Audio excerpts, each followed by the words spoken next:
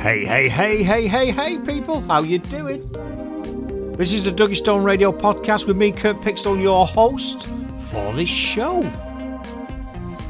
Oh, I've got a great guest for you today, really interesting.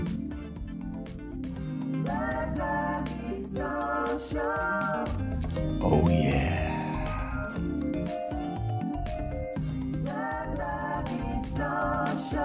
So if you've ever looked at starting a business and you think there's different businesses you can do, obviously, but today we're going to be talking about network marketing with a great guy over in New Zealand who's become a station sponsor over at Duggystone Radio, Colin Leitch. I really enjoyed it. I think it was a very informative show. It tells you a lot about the business that he's involved with, why he wants to be involved with it, and he's done his research, and I think it's wonderful what he's done with it. So without further ado, let's get on with the blooming show. Right, yeah, like I say, people, we've got this podcast, we've got a special guest on, and I'm going to get him to introduce himself right now, and then we'll get on with the interview. So good. Hello, introduce yourself anyway. G'day, Kirk. How are you, mate? Colin Leitch here from Jeunesse&nbsp, and calling you all the way from New Zealand, mate. Well, that's it, because we're freaking global, mate, and that's what's really good about the podcast that I started quite some time ago now, and I've interviewed people from Australia, a couple of people from Australia now, the United States, UK, everywhere, and it's great. It's great to have a good reach, and it's really interesting to get you on board because I think you've got an interesting business that you work in, and I think it's good to share it with people because obviously nowadays people they're not in there's no jobs for life anymore, so people have to look for alternative employment or alternative ways of earning money and work it around their family commitments, and I think that's why it's quite good to have someone like yourself on. So I'd say, well, let's start off. Tell us a bit about yourself, Colin. Well, firstly, Kirk, let me just wish all the Australian and New Zealand listeners that you have a happy Anzac Day for tomorrow, because it's a pretty big deal in this part of the world. So I hope you enjoy your celebrations wherever you may be. Cool. And obviously, if you're listening to this in 3 months' time, that's already gone, but I hope you had a great day. Let Colin know if you did. But yeah, tell us a bit about yourself, Colin. Tell us a bit about yourself. Well, I'm in my early 50s. I've been working for myself for the better part of 25 years. I've got a house washing business. And I live out in the country, in the middle of nowhere, population 37. Well, if I take myself into town, it's population 36. Tiny little place. And I woke up one morning and I thought, unless I sell my business, my retirement is going to be pretty terrible. So I started looking for other opportunities. So I'm a blue-collar guy, I come from a farming background. Love fishing, love rugby, love sport, love getting out and having a good time, and all those things. So I'm a regular guy. Yep. I grew up in the school of hard knocks. So that's sort of my background. There's nothing particularly special about what I do. I just decided that there's got to be a better way. So here we are talking to you, Kirk, about that. Yeah, and I think that's really interesting because a lot of people will probably look at you and look at what other people are doing with a business and go, well, they're set for life because they've got a business. And like you say, if when that business, unless you sell that business, if that business you could get to come to retirement, then you can be in a position where you can no longer run a business, because if you could become infirm or ill or whatever when you get older, and then obviously the business is not viable to sell. So you obviously need to look at alternative ways of giving you a regular income, and I presume that's why you've got into the network marketing industry. Is that correct? That's absolutely correct. I started looking around, and quite by chance, a colleague of mine in the US called me just out of the blue, actually, and started to talk about this, and I was all ears, and the rest is history, so to speak. Yeah. So Because a lot of people. I mean, in the UK, I'm in a couple of groups, and sometimes there's quite a negative spin on multi-level marketing or network marketing or whichever thing you want to call it. There's always a lot of the people look at it. I'm giving you the negative part of it because I want you to tell me the positive part of it. So there's the negative bit. Go, oh, it's not a real business, and it's multi-level marketing, and it's this, that, it's this, that, and the other. And there's it's a multi-billion-pound business. I mean, not just your business, but all the businesses put together. So there's got to be something in it for it to work, because otherwise none of them would be working. Well, if it was that terrible, none of them would be working. So what do you think the benefits are of being involved in the business you're involved? And further down, we'll talk about the business you're involved in and why you're involved in it. But what do you believe the benefits are of that business? Okay, well, that's a great question. Yes, it has a very negative connotation, and I was skeptical too. But when I actually took the emotion out of the argument and just looked at it for what it was, as an industry, it's unrivaled. And I'll tell you why. Networking, in its very essence, is basically the only industry that I can think of that allows the average person like myself to succeed without the massive startup costs. So I don't have to spend or go and get a mortgage, and I don't have to go and get a loan for thousands of dollars or thousands of pounds to start up a business. I get incredible support. All my tracking, reporting, accounting, all my compliance, it's all set up and done for me. I don't carry any inventory, and neither does anyone else in this industry. There's unlimited potential. And this is the really cool thing for me, Kirk, is that in this industry you are paid exactly what you are worth. So if you do nothing, you get nothing. I love that. You know? Absolutely love that. Yeah, go on. Yeah, carry on. Yeah. So, look, there's been all sorts of, misconceptions about this industry, and there has also been some companies that have done the wrong thing. So I decided, in my journey, I decided to look for something that was well established, but not too established, if that makes sense, and I'll explain that further shortly. Yeah, I get that as well. I wanted something that was reputable. I wanted to be able to call up the head office at any time of the day or night and someone answers the phone. I wanted to know they were global. I wanted to be able to independently verify that what I was being told was the truth, because that was pretty important. And I wanted a simple, basically a paint-by-numbers plan. So I also wanted something that I could start part-time and earn a quid. Yeah. And then if it started to pan out, I could move it to a full-time career, for want of a better word. So that's exactly what I'm doing.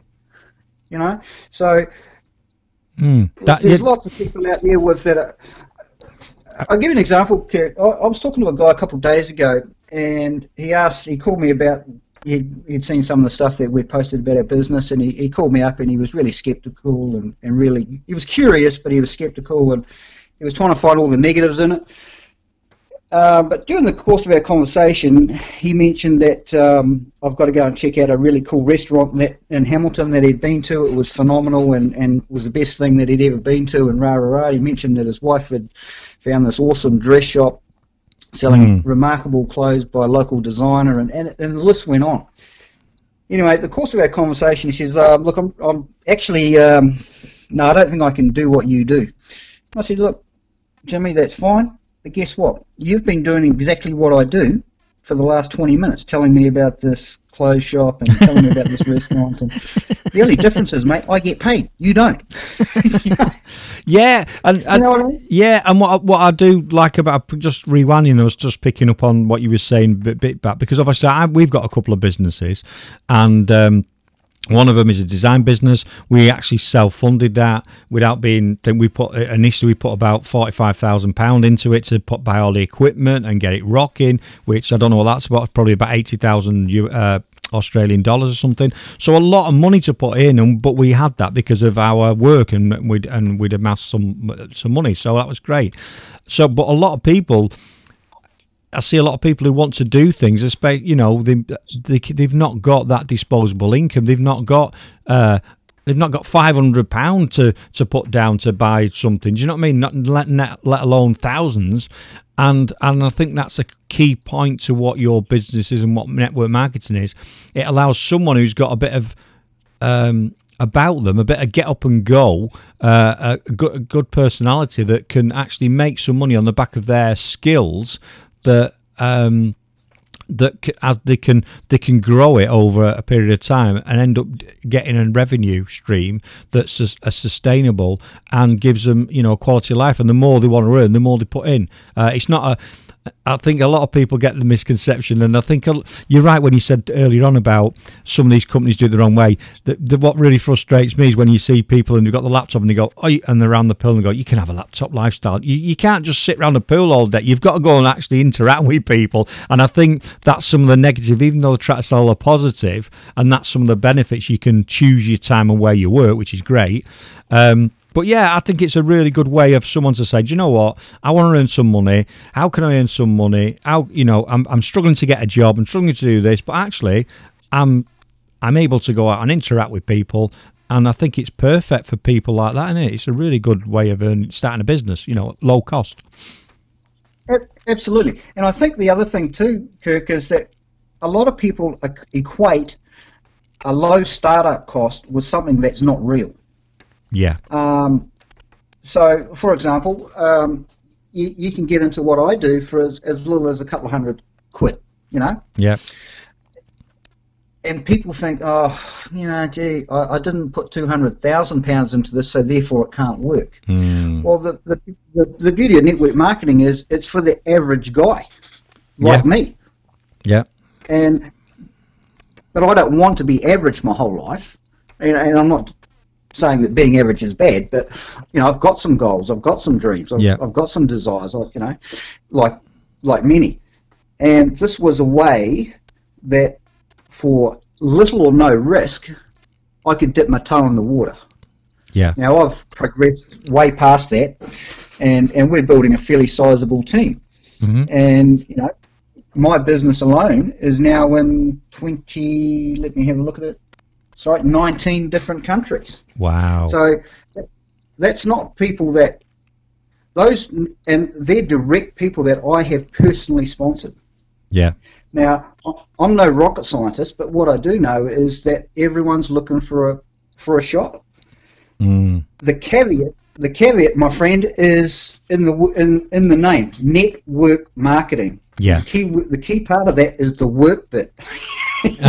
Well, yeah, and get exactly, and I think too often. I mean, we've come to a point in, I believe, and this is not me knocking the younger generation because it's just how they've evolved. But there's the I call it a bit like the PlayStation mentality. What's the next level? Where's the cheat? How can I get to the next level quickly? And when people have that attitude, they're looking and they think something like network marketing, oh, it's got to be easy, otherwise I'm not interested. But you're right, you've got to work at everything. I'm not saying that work is like slogging your tripe out, as it were, your guts out to earn. But you have to do something, don't you? You have to spend an amount every week talking to people, and I think also where people make the mistake is they go for the hard sell, going, oh, I've got this product coming, you've got to buy it now. I think you've got to take it a step back and say, well, here's some examples.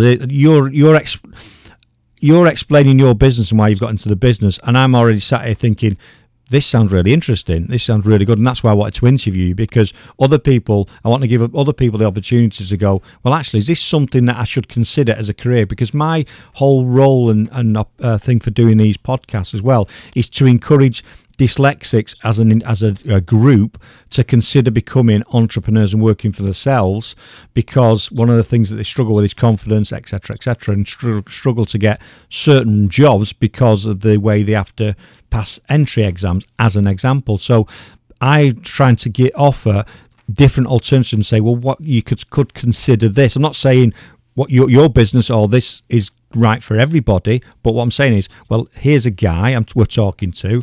We're talking about his experience and why he's got there. And, you know, it could be something. Why don't you go away and have a look at it? Or why don't you even go and have a chat with Colin? Because it's not going to cost you anything. He's not going to start sending you a bill for $20,000 because he wants you to buy all his products.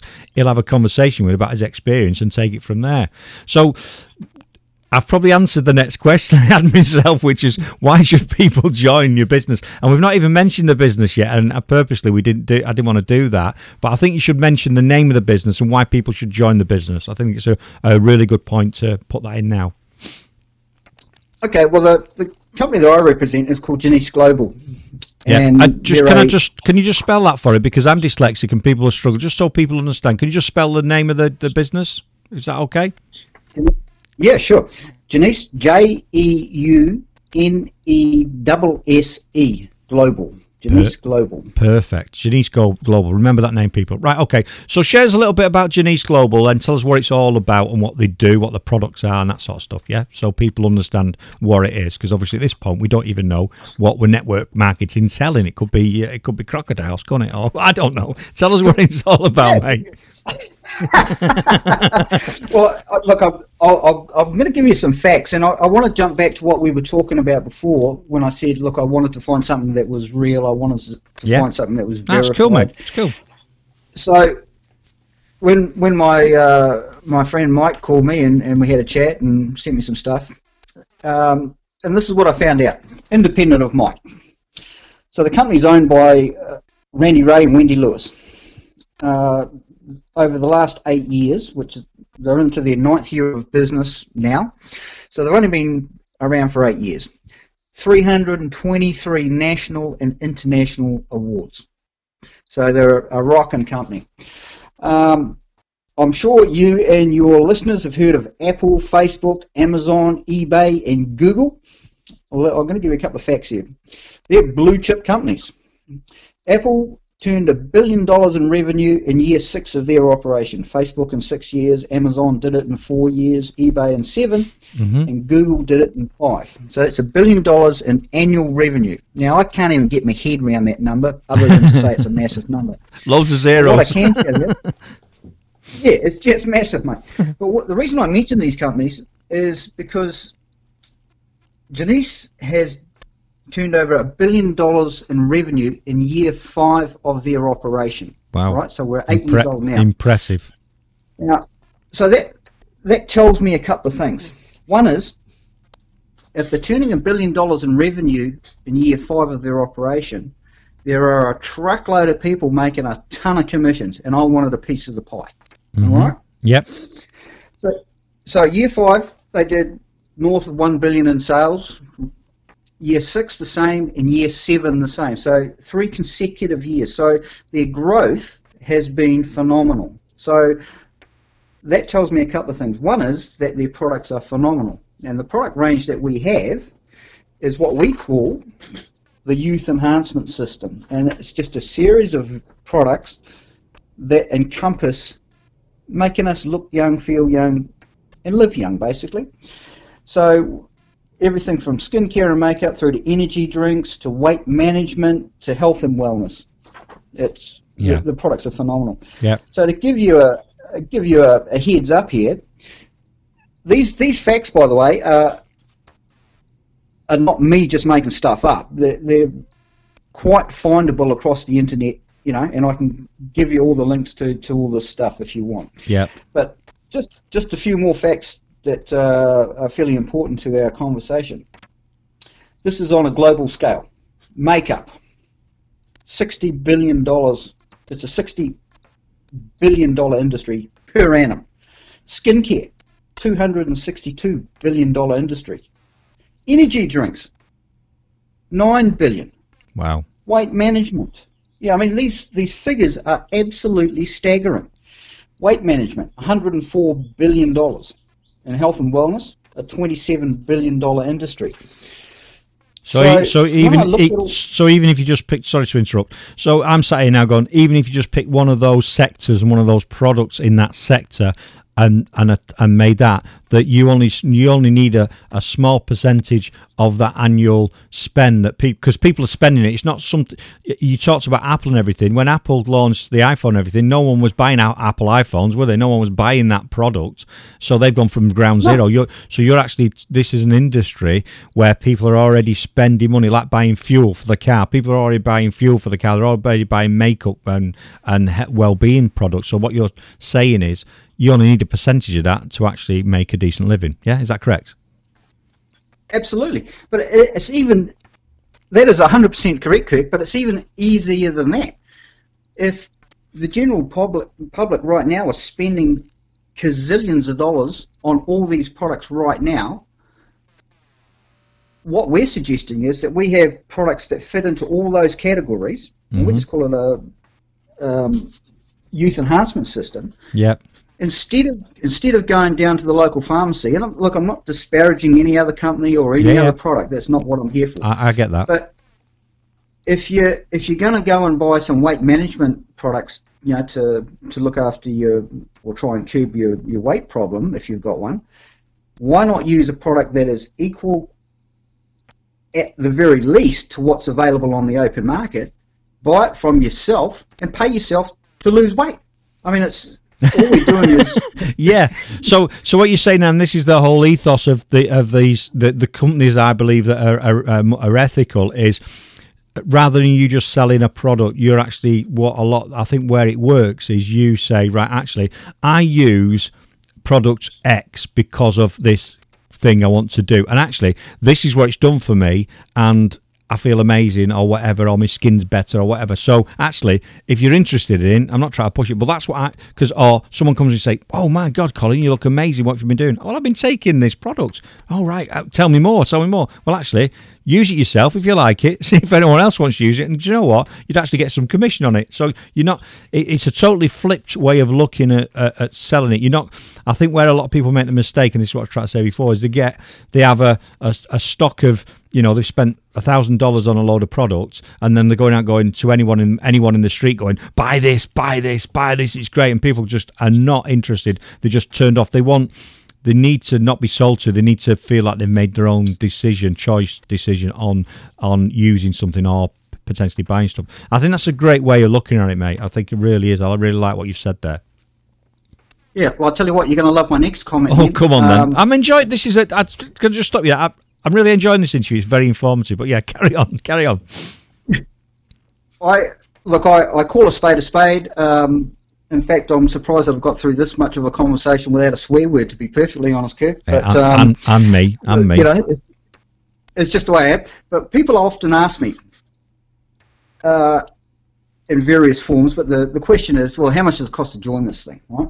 And I say, look, there's lots of options, but I like you to start somewhere between nervous and excited. And not crapping yourself. Right, go on, yeah, I get it, yeah, I get it. Because everyone's threshold for pain or excitement or nervousness is different. So if I'm just going to tell you it's going to cost ABC, I get that. ABC might not be realistic, and it might not push your buttons. So, yeah, look, somewhere between nervous and excited. And the other thing too is I don't think people fully understand the power of networking as an industry. I'm not in this industry to go and sell 4,000 tins of weight loss stuff, although it's very good. That's not my aim. My aim is to set up a wholesale distribution network on a global scale. Everyone's using the stuff and saving some money and having a great old time, and along the way, people that step up and see the potential will become the leaders in our team or in our industry. Yeah. And everyone's making money. And along those lines, Kirk, it's really important for people to realise that we hear this term pyramid scheme. Oh yeah, that always comes up. Yep. Oh, geez, that annoys me, and I understand why people use it, because they think it's an easy out. Well, for example, in my business, it's a pyramid. I'm talking about my house washing business. Yeah. I'm the boss, when I employ a contractor, or back in the day I used to have staff, I would pay them just enough so they would rock in the next day. You know what I mean? So it was, every business is a pyramid. The guy on the factory floors flogging his or her sides out, getting paid, the average wage, whatever that might be in your part of the world. Yeah. You can guarantee that the boss is driving around in a nice car and owns the building and doesn't seem to do a lot. Yeah, but rewinding that slightly, your bosses normally, like, you've taken the risk. So when you set a big business up like that, and I think people need to realise you've put your potentially house on the market. You've probably had a couple of years where you've earned no money, etc. So what frustrates me is when people see something that's successful in a business and goes, oh, it's all right for them because they've got all that money and they're really successful. But what they fail to forget is if you think Colin's really successful in his house cleaning business and you're envious of him, why don't you go and set one up the same, or set something up? Don't point the finger at someone who's successful and say, oh, it's not fair because he's all right. Go and do it your bloody self. No one's stopping you from earning money. No. There's not many countries, no, we both live in countries where you're free to do what you want as long as it's within the law and the confines of the law and the legislation. So you can become as successful as you want. Nothing is stopping anybody becoming successful. Oh, that's all right. I just wanted to slap that in there, Colin. Well, you're 100% on the money there, Kirk, and I couldn't agree more. I find it intriguing that there are so many people so busy doing nothing, they've got no time for anything. Yet they've got the nerve to criticise and run down the people that are putting it all out, putting it all out there. I absolutely admire anyone who gives anything a crack. I really do. You know? Yeah. Whether it be my business or whatever. So look, I thoroughly love what I do. I've become really passionate about it. I don't go and randomly stalk strangers in the street and ram stuff down their throat. That's not what it's about.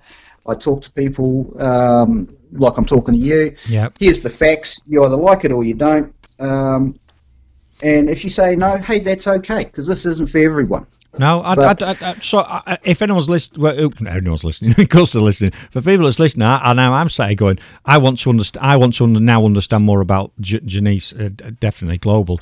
So if I'm sat here, or someone's sat out there wherever they are in the world, because what's great about this podcast goes out across the globe because we're freaking global like you are, and this. You've already said you're in multi-countries. So what's the thing? And we've got technology where we can talk to each other like this. So what's your team offer for the beginners and newbies? So if someone sat there going, well, I've never done this before, I don't understand it. So, or even people that have done it before, how do you approach that? What do they get? So if someone's sat there going, I'm going to contact Colin now because I think I'm interested in this. What does a beginner or someone who's starting off in this get? How does that work? Well, the first thing is they get a conversation. So they need to just reach out to me via, my email, or they can text me or messenger me, or however they want to contact me. There's no drama, and we'll sit down and find out what it is that they want. Because I can't help you unless I know what you want. And this is the only industry on planet Earth that rewards people for helping others get what they want. It's not like a traditional job where you rock up, stick your hand out on a Thursday and get a check in it, This is, okay, this is what you want. Well, this is how we can achieve it. Are you prepared to do a few simple things? And the answer is either yes or the answer is no. So that's really where we start. We're quite fortunate, well, I'm quite fortunate that I have been able to put my I know it all and I know what I'm doing hat aside and just listen to people that are actually doing it. And what I mean by that is when I started, I had to start at the bottom of the food chain like everybody else. I had a few things that I needed to achieve before the keys to the castle were handed to me, so to speak. So I just shut up. I just listened to what I had to do, and I went and did it. And that's really where we start. Mike, my sponsor, who you're going to meet the next time round, next time we do one of these, Kirk, he's taught me such a great deal about how to do some online stuff. There's a lot of offline stuff that we do. So I play in both ponds. Now, to put that in perspective, Kirk, I'm about as computer literate as a carrot, mate. When people ask me, oh, what kind of phone you got? Yeah, black one, mate, Yeah. So look, this is not scary. It's the only thing that's scary about it is taking that first step. The rest after that is quite simple. So right now, in the spirit of being a member of the Commonwealth, I decided that I wanted to identify people from across the various Commonwealth countries and build a team. Yep. Of like-minded people. And the reason for that, and I'm sure that this happens in your part of the world, Kirk, many people, and me included, are very turned off by that hardcore rah-rah-rah American thing, that it just doesn't gel with me. And it doesn't gel with New Zealanders as a whole, or Australians for that matter, and I'm pretty sure it doesn't gel with the English as well. Yeah. So we've taken and I'm not suggesting our company does all that, but we've tried to take the Americanism out of it and make it user friendly for the Antipodeans. I think that's a valid point, because I've worked for global business before. I've worked for Cemex, which is a global manufacturer. I've worked for DHL, so I've worked in. I've been over to the States on courses. I did an MBA through Stanford University, and even in the classroom, it's like, woo, we're doing this, and yeah, rah, yeah. I get that, and that's just the American culture. I'm not knocking it. That's just the way they are, and I think I do like their get up and go and that, but I think it does turn a lot of people off that are not from that culture. It was a bit weird for me when I got in the lift the first time I went to the States, like, hey, good day, and you know what I mean, have a great day, and how you doing, man? And I didn't even know who it was. I mean, I talk to people that I don't know, but it was like this guy was talking to me. He says, I've just run a marathon in a few minutes, and he'd known me all my life, and he's like, oh yeah, man, how you doing, man? Good day, have a great day. And it's like, what's we going? And it's, it's like, what's that all about?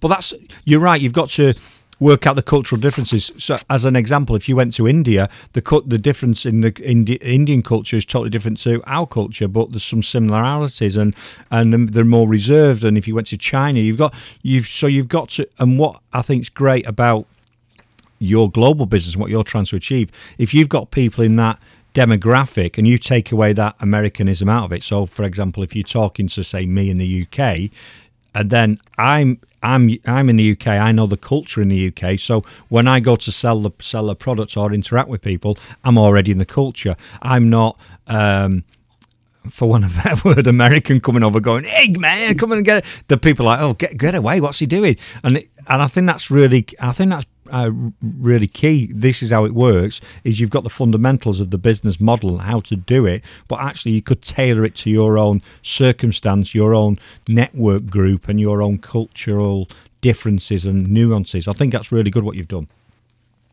Yeah, and along with that, Kirk, there is a couple of things that we've discovered, and one of them is that you're online as I am, and there are tons of people posting pictures of teaspoons and what their dog ate at the vet yesterday, which is all wonderful and nice, but completely uninspiring.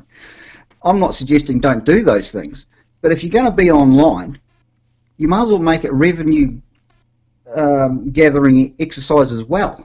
You know what I mean? Yeah. So I do it. I don't post hardcore. I just stick a bit of stuff out there now and then, and I'm talking to people, offline as well. And at the end of the day, we're actually looking to build a massive. We're basically launching this into the UK. So this is step one for us. Yeah. And we're going to identify leaders across the UK, and we've just opened in India as well. And so we've done that, and believe me, trying to open in India where you don't know any Indians is a pretty tough road, but we've managed to do that. Yeah. And so I do. It's awesome. I do. I know a couple of people over there. So there you go. But yeah, it's I do. I know a really good guy over there. A really nice guy. He's got an IT business, and what he's doing, and he might be a good contact. What he's doing is he helps housewives do programming, and get set their own little business up doing that. And he doesn't tell anybody that it's women doing it, because there's this negative thing about women in business and etc. So he's gone around it by he produces something, white label products, and goes, there you go, there's your product. The customer goes, wow, that's amazing. And he goes, and here, meet the developer. And it's a woman. So, do you know what I mean?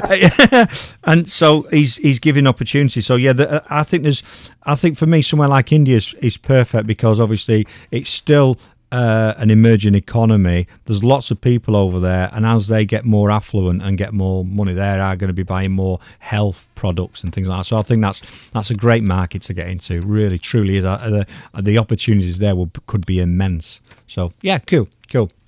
Absolutely. And if we get back to the UK for one moment, I also believe that. Well, let's put it this way: when 6 years ago, when Facebook was, Mark Zuckerberg, when he decided to launch that, I'm pretty sure I didn't get an invite to go down to his and invest in that company.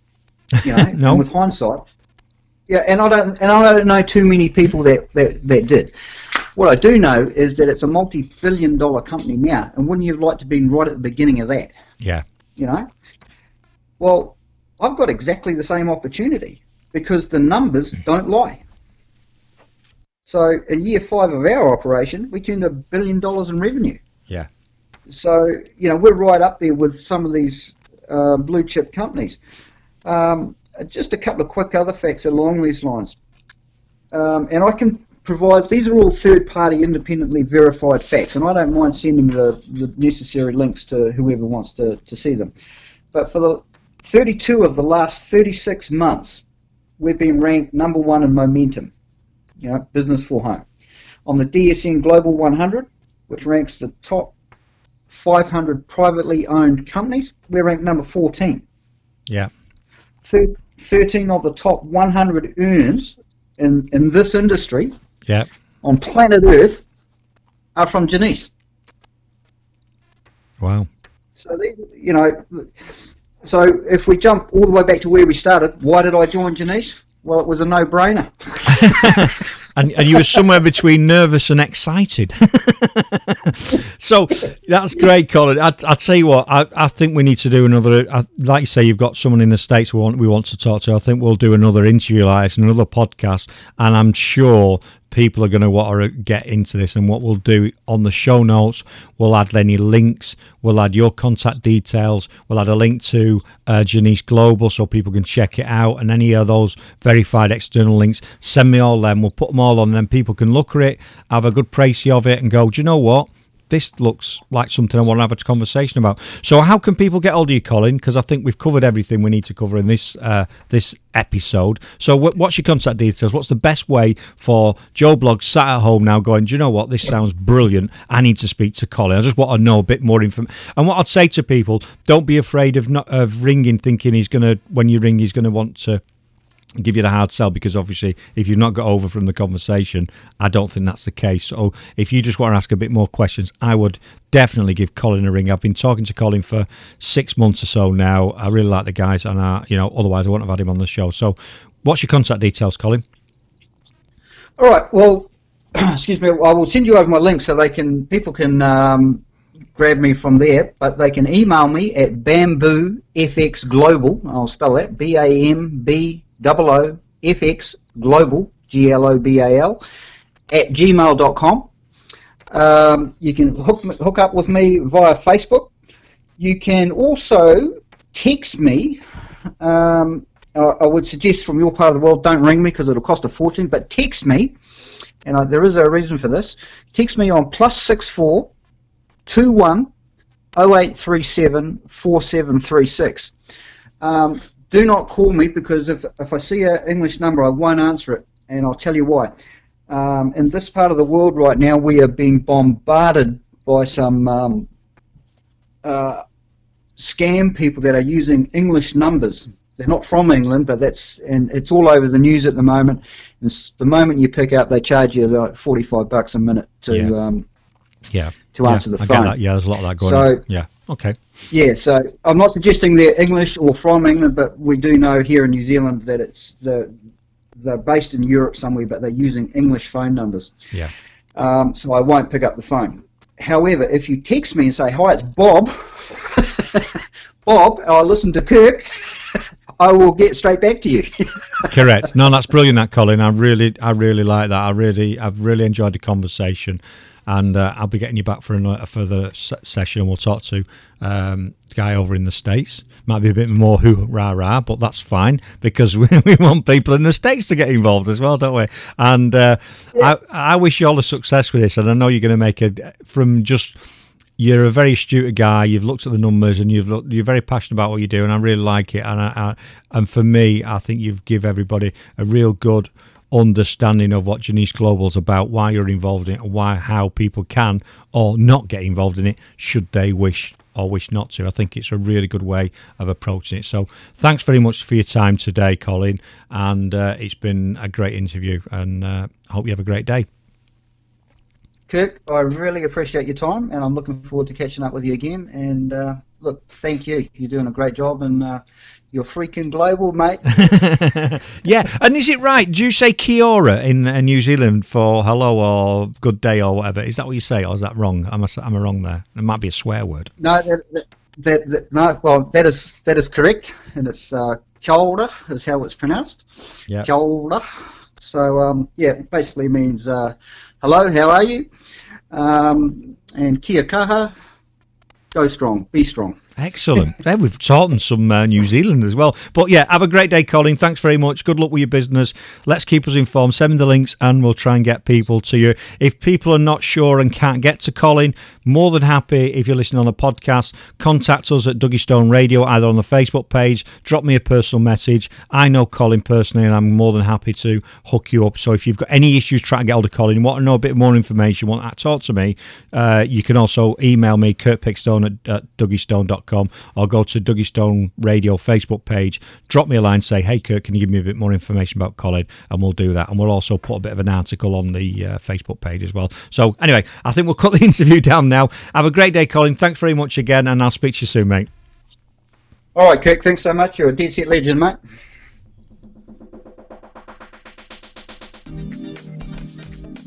Oh yeah, the Duggystone Show. Yeah, you was listening to Colin there. Go and check him out. Great guy. And if you're interested in starting a business and you want to look at networking marketing, why don't you just give him a ring? Go and check out our radio station, duggystoneradio.com. We run 24/7. In between these shows, there's a kick-ass playlist for you to check out. Unsigned artists, we have business shows 10 to 11 every day, Monday to Friday UK time. But go to the website, you'll see the playlist. But anyway, thanks very much, Colin, for being part of this movement, and thanks for tuning in, thanks for listening, because you're still listening now, so you must have enjoyed it. And as I normally say, see ya. The Duggystone Show.